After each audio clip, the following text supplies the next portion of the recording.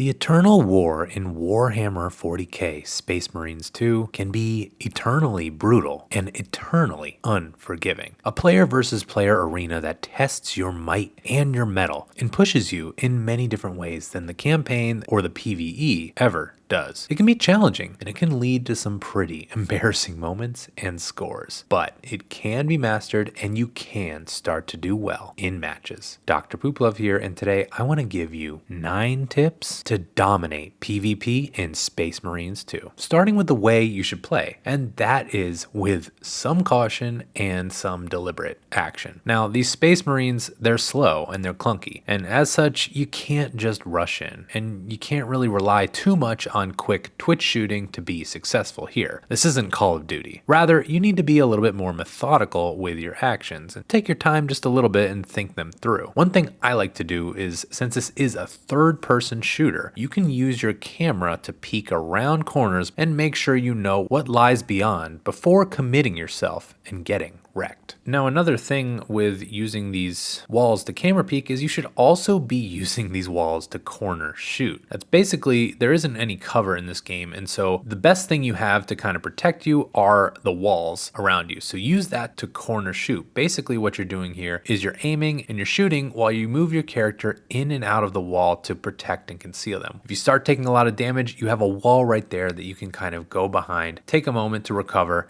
and then pop right back out. It can really help with keeping you alive just long enough to take those enemies out. Now, my next tip is to work on your situational awareness. Now, just because you may not know where the enemy is at all times doesn't mean you can't use some clues to help you figure it out. And actually, you can use awareness of your own teammates for those clues. You can see your team at all times on the map, and you can see if they are in combat, and that can help you generally tell where the enemy is. If your teammates are firing in one direction, the enemy is likely in that direction. And if your team is not in combat at the time, then the enemy must be a little bit further off. For objective-based modes, you can also tell where the enemy is by looking at control points and seeing if they're capturing any. Also pay attention. If you see a skull representing a fallen teammate, the enemy was just right there, killing them. Using these clues can really help you plan your next move and plan out where the enemies are, and allow you to even do some cool things like getting a good flank in. Now, another thing that's going to help you is sticking with your team. This is a team-based PvP, and as such, you need to stick with them and work together. Oftentimes when I die, it's because I'm away from my team and I'm getting attacked by 2 enemies without any backup. Team shooting is very effective in this game, and so you should be there for your team, covering their back. And you also have all these classes which are designed in such a way as to be more effective when you're working together. The Bulwark, for instance, lays down a flag that other teammates can use to heal. Your Salt class can zoom around the map and they can serve as a distraction while other people on the team go for the kills. The Heavy class has a shield that multiple people can benefit from. You get the idea. Stay together and watch each other's back, and use these perks to your advantage if you want to win. Now, my next tip is to not be afraid to run away, because as I said, you are slow and clunky, and when you get involved in a really sticky situation, it can be better to run away rather than try to stick around. One thing you should be doing is being pretty liberal with your dodge button, as that is something that will allow your character to move and roll away pretty quickly. I like to look for different walls and things that I can kind of dodge behind. Of course, there are also some classes that have some extra perks. Your Assault class has the jump pack, so you can jump pack away. Your Vanguard has the grappling hook, and your Sniper class can go invisible, which can help you escape. When you get in a pinch, it's better to just escape, find a new angle to reset and recover to try to get back in the fight. Also, one thing you can do is as you're running away, you can use a panic nade and dodge, and that will create some mayhem as you peace out. Now, another tip I have for you is to go for headshots when you can. Now, I know that's a little bit easier said than done because it requires good aim to get headshots, but regardless, you should always be aiming to try to go for headshots as much as you possibly can. One reason for this is